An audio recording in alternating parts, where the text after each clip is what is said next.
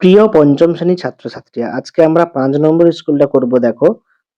পরিবেশ ও বিজ্ঞানে কি কি প্রশ্ন বলেছে এখানে দেখবো। পশ্চিমবঙ্গের সবচেয়ে উঁচু পর্বত শৃঙ্গ হচ্ছে সান্দাকফু, যার উচ্চতা দিয়ে দিয়েছি। ড্যাশ হিমবাহের গোমুখ গুহা থেকে গঙ্গার উৎপত্তি? গঙ্গোত্রী হিমবাহের গোমুখ গুহা থেকে। শান্তিনিকেতন বিশ্ববিদ্যালয় আছে, বিশ্বভারতী বিদ্যালয় আছে। শান্তিনিকেতনে বিশ্বভারতী বিশ্ববিদ্যালয় অবস্থিত। এবং ১৯৫০ সাল ২৬শে জানুয়ারি ভারতের ড্যাশ দিবস? উত্তর হবে প্রজাতন্ত্র দিবস। গঙ্গা নদী ড্যাশ সাগরে মিশেছে? উত্তর হবে বঙ্গোপসাগরে মিশেছে গঙ্গা নদী। একটা অংশ পদ্মা, এটাও বঙ্গোপসাগরে মিশেছে, যেটা বাংলাদেশের মধ্য দিয়ে গেছে। এরপর দেখো এমসিকিউ প্রশ্নগুলো আমরা সমাধান করব।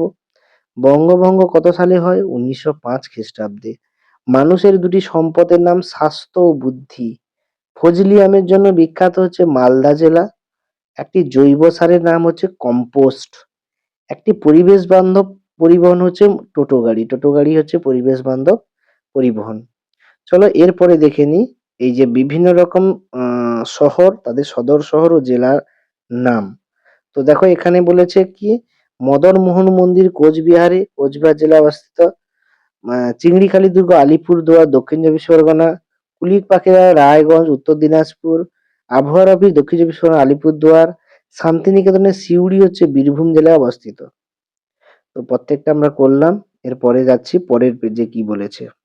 পেজ নাম্বার 211 নম্বর পেজ। তোমাদের যাদের যাদের কাছে বই আছে দেখো, 211 নম্বর পেজে আমরা বাম স্তম্ভ ডান স্তম্ভ করব। বিদ্যাধরী নদীর তীরে কি অবস্থিত? উত্তর হবে চন্দ্রকেতু রাজার দুর্গ, বিদ্যাধরী নদীর তীরে।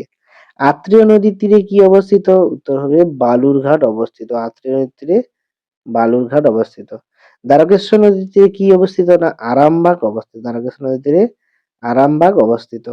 তোরসা নদীর তীরে কি অবস্থিত? তোরসা নদীর তীরে হবে কোচবিহার জেলা অবস্থিত, কোচবিহার। এবং লাস্টে আছে মহানন্দা নদীর তীরে ইংলিশ বাজার অবস্থিত। তো দেখো আমরা ৫ রকম কালি দিয়ে বুঝিয়ে দিয়েছি কোনটা কি হবে। তো এরপরে আমরা যাচ্ছি এসএকিউ প্রশ্নে। বাঁশের কেল্লা কে বানিয়েছিল? না তিতুমির, যার আসল নাম ছিল মীর নিসার আলী। মনে হবে মীর নিসার আলী।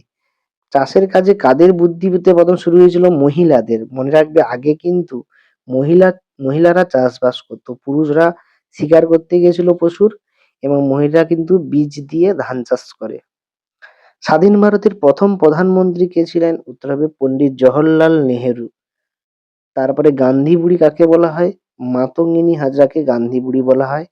পোলো দিয়ে কিভাবে মাছ ধরা হয়? না হাতের সাহায্যে পোলো দিয়ে চাপা দিয়ে মাছ ধরা হয়।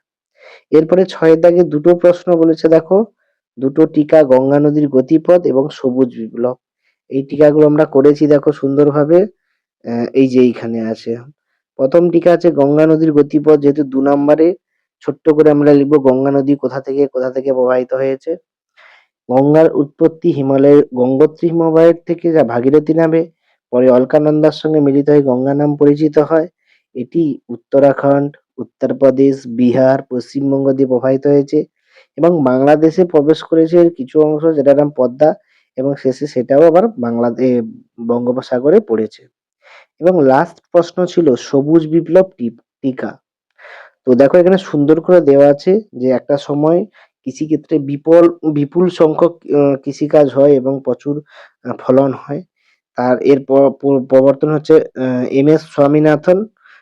ভূমিকা আছে উচ্চ ফলনশীল বীজের ব্যবহার, রাসায়নিক সারের প্রয়োগের জন্য এটা বেশি বেশি করে হয়। এর উদ্দেশ্য খাদ্য, মানুষের সংখ্যা দিন দিন বাড়ছে, খাদ্য উৎপাদন বৃদ্ধির জন্য এই সবুজ বিপ্লব করা হয়। খাদ্য দূর করা, কৃষির উন্নতি সাধন ইত্যাদির জন্য। তো প্রিয় ছাত্রছাত্রীরা, ইতিমধ্যে আমরা ৫ নম্বর স্কুলটা ভালোভাবে কমপ্লিট করলাম। পরের ক্লাসে আমরা ৬ নম্বর স্কুলটা করব, বজবজ পিকে হাই স্কুল। তো এই স্কুলের প্রশ্নপত্র রেডি হয়ে আছে, তো তোমরা ওয়েট করো। আমরা কিছুক্ষণের মধ্যে ৬ নম্বর স্কুলে প্রশ্নপত্র দিয়ে দেবো। তো দেখা হচ্ছে পরের ভিডিওতে, পরের প্রশ্নপত্র নিয়ে আলোচনা করা হবে।